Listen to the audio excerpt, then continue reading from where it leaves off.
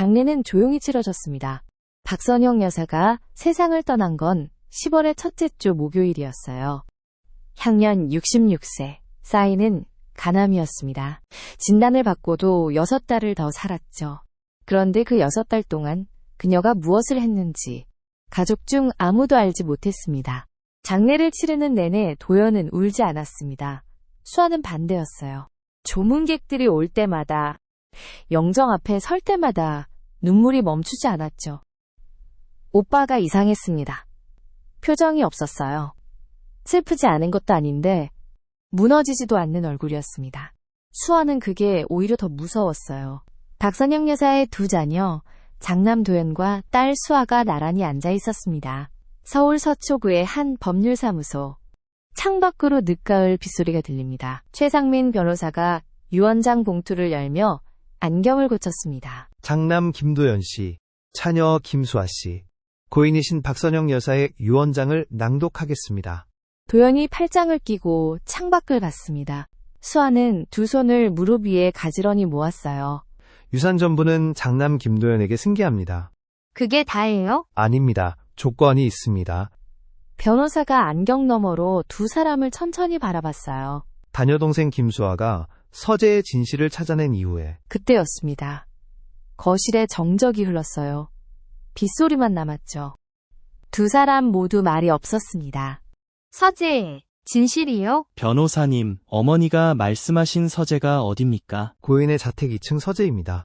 법적으로는 조건의 명확성이 부족하여 집행에 논란이 있을 수 있습니다. 다만 고인께서 별도로 저에게 지침서를 남기셨습니다. 수아 씨가 서재를 확인하신 뒤 연락 주시면 그 시점부터 도연 씨 앞으로 상속 절차를 진행하기로 되어 있습니다. 참고로 말씀드리면 도연 씨는 고인의 입양 자녀로 등록되어 있어 상속권에는 문제가 없습니다. 그리고 수아 씨께는 법적으로 재산 일부를 청구하실 권리가 있습니다. 됐어요. 어머니 뜻대로 하겠습니다. 알겠습니다. 봉투가 하나 더 있습니다. 도연이 봉투를 받아 뜯었습니다. 안에는 낡은 열쇠 하나, 그리고 메모 한 장이었어요. 메모엔 박선영의 자필로 단 한 줄이 적혀 있었습니다. 열면 알게 된다. 그러나 알고 나면 되돌릴 수 없다. 도연은 메모를 접어 주머니에 넣었어요. 아무 말도 하지 않았습니다. 법률사무소를 나서며 수아가 도연의 소매를 잡았습니다. 오빠, 어머니가 왜 이러신 거야? 서재에 뭐가 있는 거야? 모르니까 가는 거잖아. 오빠는 무섭지 않아? 도연이 걸음을 멈췄습니다. 한 박자 쉬었다가 대답했어요. 무서운 게 아니라 궁금하다. 수아는 오빠의 뒷모습을 바라봤습니다. 궁금하다는 말이었는데 어딘가 이미 각오한 사람의 얼굴이었어요. 도연은 12살 이후로 어머니 집을 좋아한 적이 없었어요. 이유를 말로 설명한 적도 없었습니다. 그냥 늘 그랬죠. 현관에 들어설 때마다 무언가 무거운 것이 어깨를 짓누르는 느낌이었거든요. 오늘은 그 무게가 평소의 2배였습니다. 박선영의 자택. 장례 후 닷새째. 집안은 조용했습니다. 누군가 살았던 흔적들이 아직 정리되지 않은 채로 남아있었어요. 꽃병 찻잔 소파 위에 담요까지요. 나올 때마다 왜 이렇게 낯선 기분이 들지? 낯설면 낯선 거지. 수아는 거실을 천천히 둘러봤습니다. 어머니의 안경이 탁자 위에 그대로 놓여 있었어요. 책장 맨 아래 칸에는 수아가 어릴 때 읽던 동화책들이 아직 꽂혀 있었습니다. 선영은 버리지 않았던 거예요. 수아의 눈물이 다시 차오르려 했습니다. 그러나 꾹 눌렀어요. 도연이 계단을 먼저 올랐습니다. 2층 복도 끝. 서재 앞에 섰어요. 문은 잠겨 있었습니다. 그가 주머니에서 열쇠를 꺼냈어요. 오빠, 잠깐만. 수아가 도연의 팔을 잡았습니다. 어머니가 왜 나한테 찾으라고 하셨을까? 나한테 무슨 말을 하고 싶으셨던 걸까? 열어봐야 알지. 딸깍 문이 열렸습니다. 서재에 들어선 순간 두 사람은 멈췄습니다. 의학 서적이 있어야 할 자리에 회사 서류들이, 신문 스크랩들이, 낡은 노트들이 빼곡히 꽂혀 있었어요. 어머니가 여기서 뭘 하신 거야? 도연이 책장을 훑었습니다. 노트 한 권을 빼서 휴지를 봤어요. 날짜가 적혀 있었습니다. 1993년 또 하나, 1998년 또 하나, 2005년 죄다 날짜였어요. 연도 순서대로 정리돼 있었습니다. 어머니는 수십 년을 이 서재에서 무언가를 기록해왔던 거예요. 도연이 서랍을 하나씩 열었습니다. 세 번째 서랍, 낡은 일기장 한 권과 갈색 봉투 하나가 놓여 있었어요. 봉투 위에 이렇게 적혀 있었습니다. 수아에게 끝까지 읽어다오. 수아가 일기장을 넘기다가 멈췄습니다. 오빠, 잠깐. 여기 뭐가 붙어 있어? 표지 안쪽 테이프 사이에서 작은 열쇠가 나왔습니다. 열쇠야. 도연이 일기장을 집어 표지를 봤습니다. 연도가 적혀 있었어요. 1983년. 그가 첫 페이지를 펼쳤습니다. 1983년 4월 9일. 오늘부터 나는 모든 것을 기록한다. 언젠가 이 기록이 증거가 될 테니까. 나 박선영은 오늘부터 단 하나의 목적으로 산다. 미수가 기다려. 반드시 갚아줄게. 도연의 표정이 굳었습니다. 수아가 도연의 손에서 일기장을 가져갔어요. 첫 페이지를 읽고 또 읽었습니다. 미수가 누구야? 어머니가 누구한테 복수를 한다는 거야. 3장 읽어봐. 거기서 시작되는 것 같아. 두 사람은 서재 바닥에 앉았습니다. 그리고 읽기 시작했어요. 1983년의 봄으로 40년 전으로 거슬러 올라가야 합니다. 박선영과 박미숙은 대학 동기였어요. 같은 경제학과 같은 기숙사 방. 대학 입학 때부터 친구였죠. 선영은 야무지고 말이 없었고 미숙은 정의감이 넘쳤습니다. 그 조합은 위험할 정도로 잘 맞았어요. 박미숙은 졸업 후 대학그룹에 입사했습니다. 당시 대학그룹 회장은 강성원. 대 초반의 야심가였어요. 회사는 겉으로는 깔끔해 보였습니다. 그런데 미숙은 3년을 일하면서 안쪽을 보게 됐죠.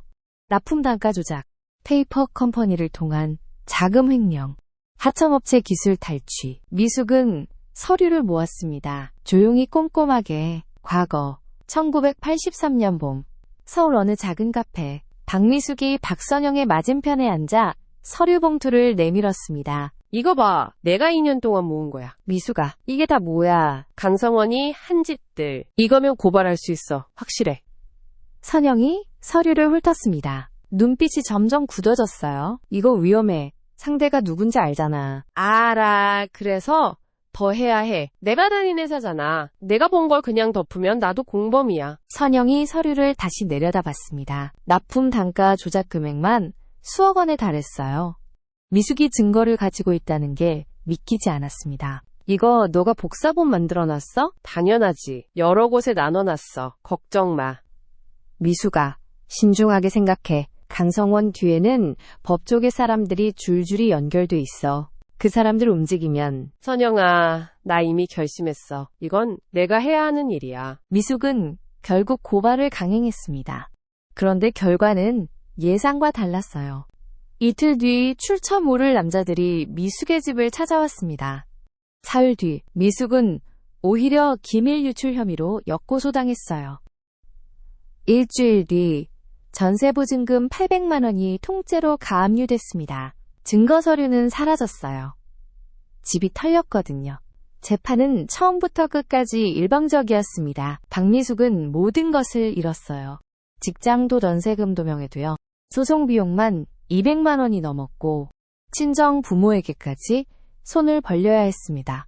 그리고 그 과정에서 미숙의 뱃속에는 아이가 있었습니다. 아이 아버지는 끝내 나타나지 않았어요. 미숙은 한 번도 그 이름을 말하지 않았습니다. 1985년 낡은 병실. 박미숙이 병상에 누워 있었어요. 출산 후 합병증이었습니다. 창가에 박선영이 앉아 있었죠. 창밖엔 봄비가 내렸어요. 선영아, 응, 나 여기 있어. 도연이, 우리 도연이 좀 봐줘. 나 못 나갈 것 같아. 무슨 소리야? 곧 나. 선영아, 솔직하게 말해줘. 나 알아. 나 안다고. 선영이 입술을 깨물었습니다. 의사는 미숙에게 일주일을 넘기기 어렵다고 했어요. 선영은 그 말을 미숙에게 전하지 못하고 있었습니다. 도연이 3살이야. 아직 아무것도 몰라. 그러니까 선영아, 이 아이 좀 맡아줘. 부탁해. 미숙아, 강성원 그놈, 내가 못한 거 도연이한테 알려줘. 알려줘야 해. 그놈이 뭘 했는지, 증거 복사본이 어디 있는지 너한테만 알려줄게. 선영이 고개를 끄덕였습니다. 도연이, 잘 부탁해. 그날 밤 박미숙은 세상을 떠났습니다. 향년 27세였어요. 3살 배기 도연은 병원 복도 의자에서 잠들어 있었습니다. 박선영은 그 아이를 바라보며 한참을 그 자리에 서 있었어요. 그리고 조용히 아이를 안아들었습니다. 박선영이 김태준을 만난 건 23살 때였습니다. 태준은 2살 위였어요. 과묵하고 성실한 남자였죠. 선영은 그와 결혼하면서 미숙의 아들 도연을 데려오겠다고 했습니다. 태준은 이유를 길게 묻지 않았어요. 입양 서류에 도장을 찍으면서도 그저 고개를 끄덕였을 뿐이었습니다. 과거 1985년 선영의 자택. 새 설배기 도연이 장난감 자동차를 손에 쥔 채 서 있었습니다. 도연아, 나는 아저씨야. 아저씨 빨간 거 있어요. 빨간 거 좋아해? 네. 선영이 그 모습을 지켜봤습니다. 표정에 복잡한 것들이 스쳐 지나갔어요. 태주는 도연을 자연스럽게 받아들였습니다. 누가 시키지 않았는데도 저녁마다 도연의 손을 잡고 동네를 산책했어요. 도연은 처음엔 아저씨라고 불렀습니다. 2달쯤 지나서 아버지라고 불렀어요. 선영은 그날 밤 혼자 부엌에서 한참을 서 있었습니다. 2년 뒤 수아가 태어났어요. 그날 밤 선영은 일기를 펼쳤습니다. 무언가를 쓰기 시작했어요. 손이 떨렸습니다. 서재에서 현재 수아가 일기장을 읽으며 멈췄습니다. 1987년 3월 4일 수아가 태어났다. 분만실에서 아이를 처음 안는 순간 나는 울었다. 기쁨인지 죄책감인지 알 수 없었다. 도연이는 병원 복도에서 아버지 손을 잡고 기다렸다. 내가 아이를 데리고 나오자 도연이가 달려왔다. 아가야 하고 아이볼을 손가락으로 건드렸다. 그 순간 내가 생각한 건 미숙이었다. 미숙아 도연이 잘 크고 있어. 네 아들이 동생 생겼다. 오빠. 도연이 수아를 봤습니다. 수아가 일기장 그 페이지를 내밀었어요. 도연이 천천히 읽었습니다. 끝까지 읽고 나서 일기장을 덮었어요. 한동안 말이 없었습니다. 계속 읽어봐. 김태준은 평생 선영에게 한 가지를 묻지 않았습니다. 당신은 왜 미숙의 아이를 데려왔냐고. 태준은 중소기업 대표였어요. 1990년대 초반 회사가 커지면서 파트너들이 생겼습니다. 그중 하나가 대하그룹이었어요. 대하그룹 회장 강성원. 태준은 그 이름이 선영에게 어떤 의미인지 전혀 알지 못했습니다. 과거 1993년 태준이 저녁 늦게 집에 들어왔습니다. 선영이 부엌에서 늦은 설거지를 하고 있었어요. 여보, 나 오늘 대하그룹 강성원 회장이랑 저녁했어. 선영의 손이 멈췄습니다. 설거지물이 흘러넘치고 있었어요. 선영은 10초쯤 그 자리에 서 있었습니다. 그리고 천천히 입을 열었어요. 그래서요. 목소리는 떨리지 않았습니다. 그게 더 무서운 여자였어요. 같이 사업하자고 하더라고. 물류 쪽에서. 나쁜 조건은 아닌 것 같아서. 하면 되죠. 당신 요즘 무슨 생각해? 밤마다 서재에 있잖아. 오래된 것들 정리하는 거예요. 태준이 나간 뒤 선영은 설거지통에 손을 넣었습니다. 물이 식어 있었어요. 그녀는 한참을 그 차가운 물에 손을 담근 채 서 있었습니다. 선영의 일기. 1993년 11월 7일. 태준 씨가 강성원을 만났다. 나는 말하지 않았다. 말할 수 없었다. 이 거래가 내게 무기가 될 수도 있다는 것을 알면서도 남편의 사업이 그 사람과 엮이는 걸 원하지 않았다. 그러나 어쩔 수 없다. 이제 더 많은 것을 볼 수 있게 됐다. 미수가 조금만 더 기다려. 태준은 더 묻지 않았습니다. 원래 그런 사람이었어요.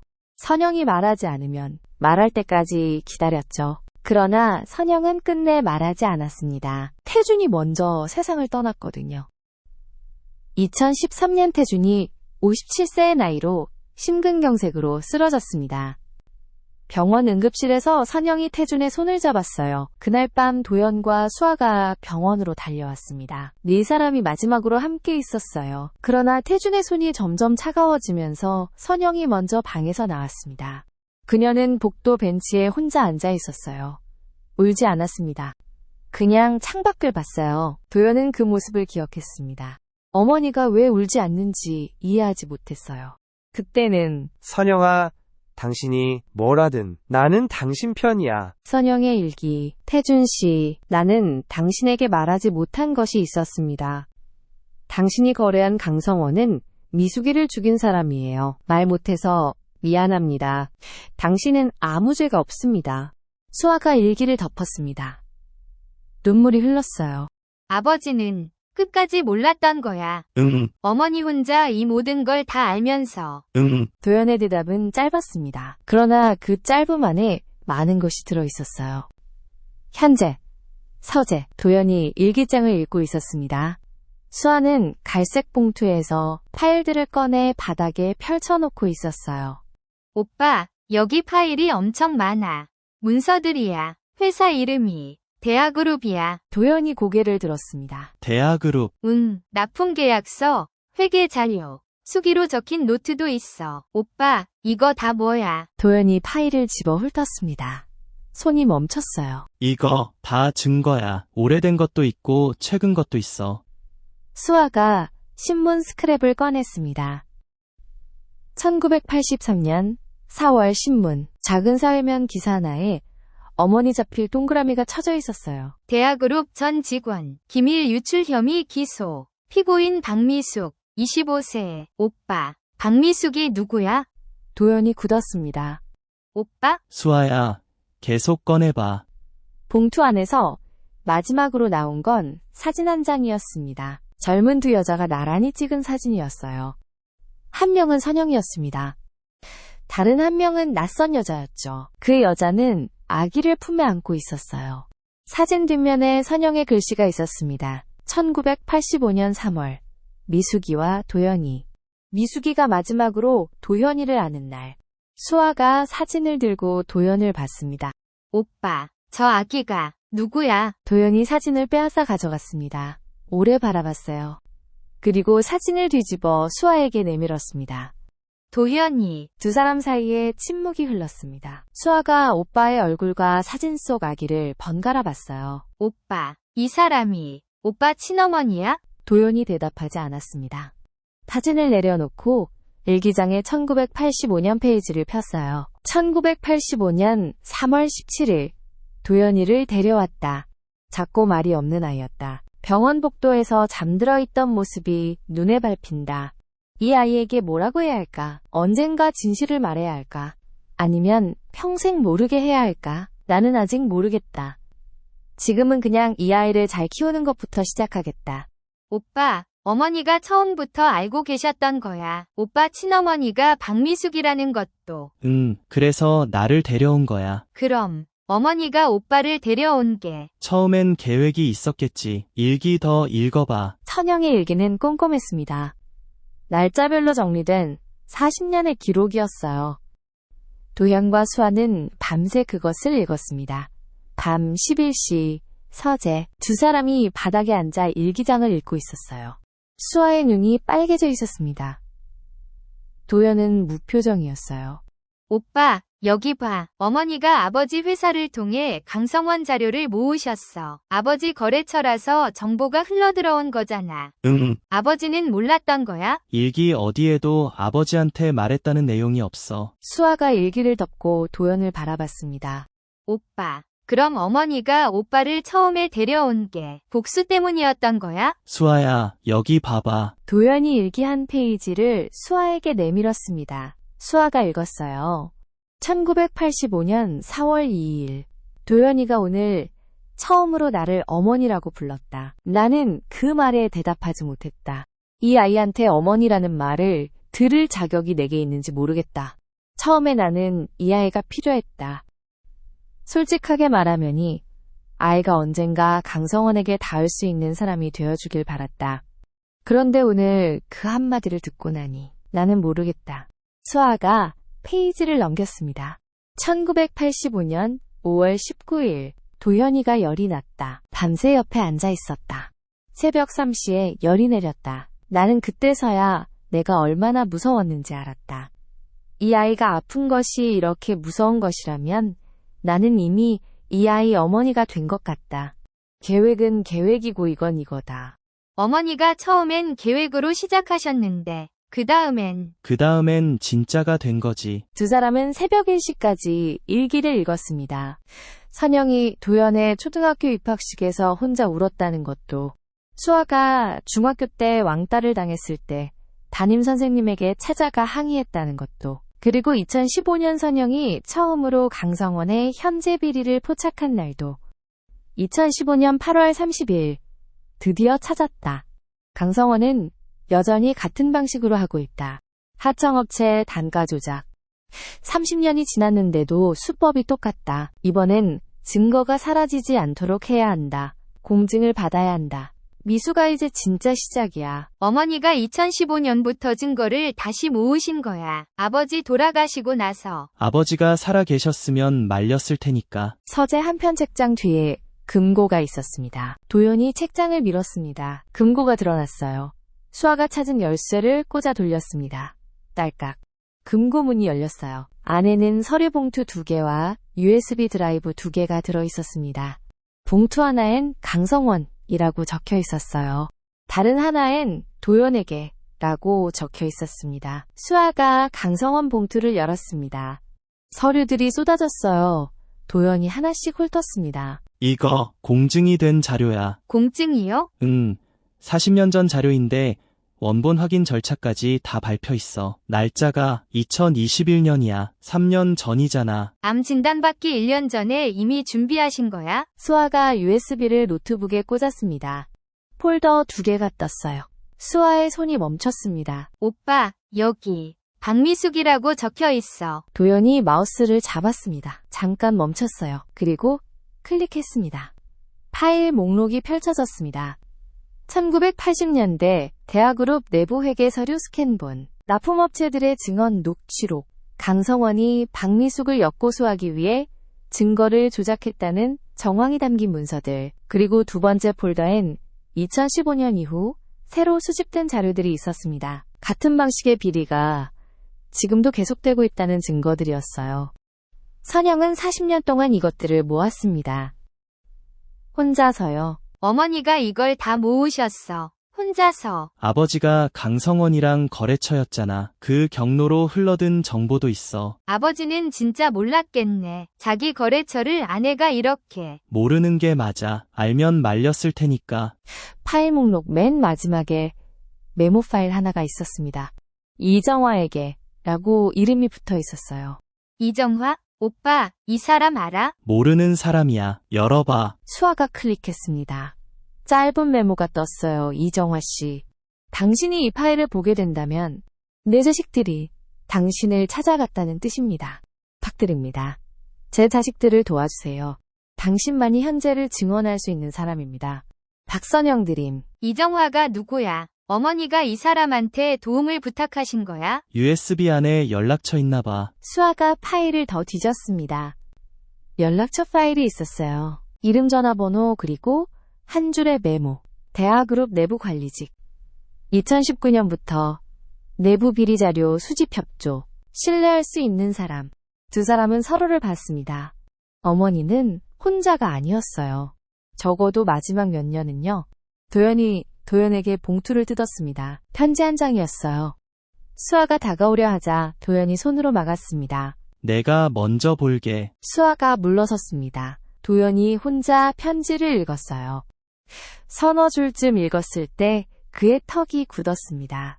중간쯤에서 손이 미세하게 떨렸어요. 끝까지 읽었습니다. 그리고 천천히 접었어요. 오빠, 뭐라고 썼어? 도연이 한동안 말이 없었습니다. 창밖을 봤어요. 새벽 2시였습니다. 서재 창밖으로 가로등 불빛이 흔들리고 있었어요. 처음에 날 데려온 게 복수를 위해서였다고. 나를 통해 강성원에게 닿으려 했다고. 처음엔 그 생각이었다고. 처음엔 그 다음은 달라졌다고. 나한테 미안하다고. 수아가 도연의 팔을 잡았습니다. 오빠, 그리고 박미숙 씨가 내 친어머니라고. 내 아버지가 누군지는 미숙 씨도 끝까지 말을 안 했다고. 그건 어머니도 모른다고. 긴 침묵. 오빠, 지금 어때? 어머니가 쓴 마지막 줄이 뭔지 알아? 도연이 편지를 다시 펼쳐 수아에게 내밀었습니다. 수아가 마지막 줄을 읽었어요. 도연아, 나는 너를 데려왔을 때 계획이 있었다. 그런데 네가 나를 어머니라고 부른 날부터 계획은 계획이고 너는 내 아들이었다. 어미가 자식한테 이런 말하면 안 되겠지만 나는 후회 없다. 강성원, 그 자식 내가 마무리해다오. 그리고 이정화 씨를 찾아가거라. 나 대신 마지막 퍼즐을 맞춰줄 사람이다. 수아가 편지를 내렸습니다. 두 사람 다 말이 없었어요. 도연이 편지를 접어 주머니에 넣었습니다. 아무 말 없이요. 오빠? 가자. 어디? 이정화 씨 찾아가야지. 이정아를 만난 건 사흘 뒤였습니다. 그녀는 대학그룹 내부 관리직이었어요. 선영의 메모에 적혀있던 대로 신뢰할 수 있는 사람이었습니다. 전화를 하자 머뭇거림 없이 나왔어요. 장소는 서울 외곽의 조용한 카페였습니다. 카페. 이정화가 먼저 와 있었어요. 검은색 코트 안경 조용한 표정. 도연과 수아가 들어서자 그녀가 일어났습니다. 도연 씨, 수아 씨, 박선영 여사님 돌아가셨다는 소식 들었습니다. 마음이 많이 쓰였어요. 어머니를 아셨습니까? 처음엔 저도 놀랐어요. 박 여사님이 저한테 먼저 연락을 주셨거든요. 남편분 회사 통해서 제 이름을 아셨대요. 5년 동안 자료를 함께 모았습니다. 직접 만난 건 3번뿐이에요. 그러나 그분이 어떤 분인지는 압니다. 세 사람이 자리에 앉았습니다. 이정화가 가방에서 두꺼운 파일을 꺼냈어요. 이건 제가 가지고 있던 겁니다. 박 여사님, 파일의 보안 자료예요. 2022년부터 올해까지 수집한 것들이에요. 2022년이면 어머니가 암 진단받으신 해잖아요. 맞습니다.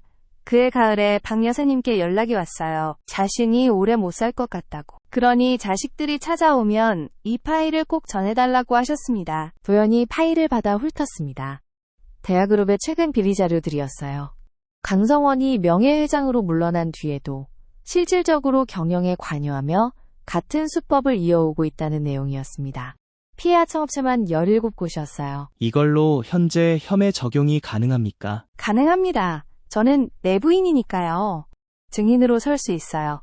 내부고발자 보호 신청도 변호사와 함께 이미 준비해뒀습니다. 그 오랜 시간 동안 왜 혼자 고발하지 않으셨어요? 이정화가 잠깐 웃었습니다. 쓸쓸한 웃음이었어요. 저도 몇 번 포기하려 했어요. 혼자는 증거가 부족했거든요. 박 여사님 자료가 없으면 제 자료만으로는 어렵습니다. 그리고 이정화가 잠시 멈췄습니다. 도연 씨, 수아 씨, 저 이 회사에 15년 있었습니다. 처음 비리를 알게 됐을 때 저는 모른 척했어요. 그때 박미숙 씨 같은 분이 당하셨다는 걸 나중에 알았습니다. 늦었지만 이게 제가 할 수 있는 겁니다. 세 사람은 2시간을 이야기했습니다. 이정화가 아는 것들, 선영이 모았던 것들, 그리고 두 자료가 합쳐졌을 때 무엇이 가능한지를요. 카페를 나서며 이정화가 도연에게 말했습니다. 박 여사님이 마지막에 제게 하신 말씀이 있어요. 뭐라고 하셨습니까? 아들이 마무리할 거라고. 그 애는 나를 닮지 않았다고. 훨씬 단단하다고 하셨어요. 도연이 아무 말도 하지 않았습니다. 수아가 오빠의 손을 살짝 잡았어요. 도연은 잡힌 손을 빼지 않았습니다. 대학그룹 명예회장 강성원은 83세였습니다. 현재도 명예회장 자리를 지키고 있었어요. 사회공헌 활동을 했고 이름이 붙은 장학재단도 있었습니다. 세상이 보기엔 존경받는 기업인이었죠. 그러나 그 모든 것은 40년 전 박미숙 한 사람을 파멸시킨 것 위에 세워진 것들이었습니다. 도연은 사흘을 꼬박 서재에서 보냈습니다. 자료를 분류하고 정리했어요. 선영의 파일, USB 파일, 이정화의 파일을 합치니 847페이지였습니다. 법률사무소. 도연이 서류 봉투를 최상민의 책상 위에 내려놓았습니다. 이걸로 할 수 있겠습니까? 최상민이 서류를 검토했습니다. 시간이 꽤 걸렸어요. 안경을 벗었습니다. 공증까지 받아놓으셨군요. 2019년 이후 자료를 보면 대하그룹이 지금도 같은 방식으로 하청 단가를 조작하고 있다는 내용이에요. 살아있는 혐의입니다. 내부 증인까지 있다면 충분합니다. 진행해 주십시오. 최상민이 도연을 바라봤습니다. 김도연 씨, 선영 여사가 이걸 왜 서재에 두셨는지 이제 아시겠습니까? 변호사가 진행하면 빠르겠지만 이건 그냥 고발이 아닌 겁니다. 당신들이 직접 찾고 직접 결정하길 원하셨던 거예요. 진행해 주십시오. 일주일 뒤 대학그룹 비리고발장과 증거자료 847페이지가 검찰에 접수됐습니다. 제보자는 김도현, 1983년부터 2023년까지 40년치 기록이었어요. 대학그룹은 사흘 만에 주가가 반토막 났습니다. 그것으로 충분했습니다. 그 뉴스가 나오던 저녁, 수아가 도연에게 전화했습니다. 오빠, 뉴스 봤어? 봤어. 어때? 어머니한테 연락하고 싶다. 전화기 너머 수아가 잠시 조용했습니다. 나도. 도연은 검찰 제보를 마치고 사흘 뒤 박미숙의 무덤을 찾았습니다. 선영의 일기에 남겨진 단서들을 따라간 끝이었어요. 경기도 외곽의 작은 공원묘지였습니다. 도연은 혼자 그곳에 갔어요. 수아에게도 말하지 않고요. 공원묘지, 늦가을. 도연이 묘석 앞에 섰습니다. 박미숙, 1958년에서 1985년. 도연이 한참을 서 있다가 조용히 앉았습니다. 저 김도현입니다. 어머니가 키운 아이입니다. 바람이 지나갔습니다. 어머니라는 말은 못하겠습니다. 생면부지라서요. 근데 저를 키워주신 어머니가 박미숙 씨 때문에 40년을 사셨다는 건 이제 알았습니다. 품에서 사진을 꺼냈어요. 병원 복도에서 젊은 박미숙이 3살 배기 도연을 안고 있는 사진이었습니다. 묘석 앞에 놓았어요. 강성원 거는 마무리됩니다. 그거 하나만요. 도연이 묘지를 걸어 나오는 동안 뒤에서 바람이 한 번 더 지나갔습니다. 수아는 어머니 서재를 정리하는데 한 달이 걸렸습니다. 일기장은 버리지 않았어요. 작은 상자에 담아 집에 가져왔습니다. 서재를 다 비운 날, 수아는 한참을 그 자리에 서 있었습니다. 어머니 냄새가 아직 남아 있었어요. 그리고 선영의 일기 마지막 페이지, 날짜는 선영이 세상을 떠나기 사흘 전이었습니다. 2024년 9월 28일, 마지막으로 쓴다. 도연이와 수아가 이걸 찾아냈을 때 어떤 표정을 지을지 모르겠다. 화가 날 수도 있다. 괜찮다. 화내도 된다. 나는 완벽한 어머니가 아니었다. 처음엔 계획이 있었고, 그 다음엔 사랑이 생겼다. 그 순서가 잘못됐다고 해도 사랑이 생긴 건 진짜였다. 미숙아, 다 됐다.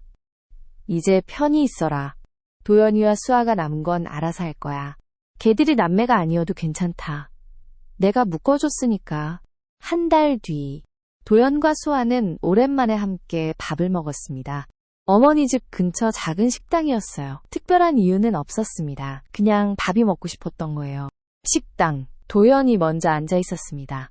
수아가 들어오며 앞에 앉았어요. 오빠, 요즘 어때? 그냥 그래. 그냥 그런 게 제일 좋은 거야. 음식이 나왔습니다. 두 사람이 말없이 먹었어요. 오래 알던 사람들 사이에 침묵이었습니다. 오빠, 있잖아. 도연이 수저를 내려놓고 수아를 봤습니다. 우리 남매 아닌 거 알아. 근데 도연이 수아를 바라봤습니다. 그게 뭐가 중요해? 도연이 잠시 수아를 바라봤습니다. 그리고 다시 밥을 먹었어요. 그래, 뭐가 중요해. 식당 창밖으로 늦가을 바람이 지나갔습니다. 두 사람은 밥을 다 먹고도 한참을 앉아 있었어요. 나가지 않았습니다. 어머니가 묶어줬으니까. 그걸로 충분했습니다. 구독과 좋아요는 다음 이야기를 만드는 힘이 됩니다.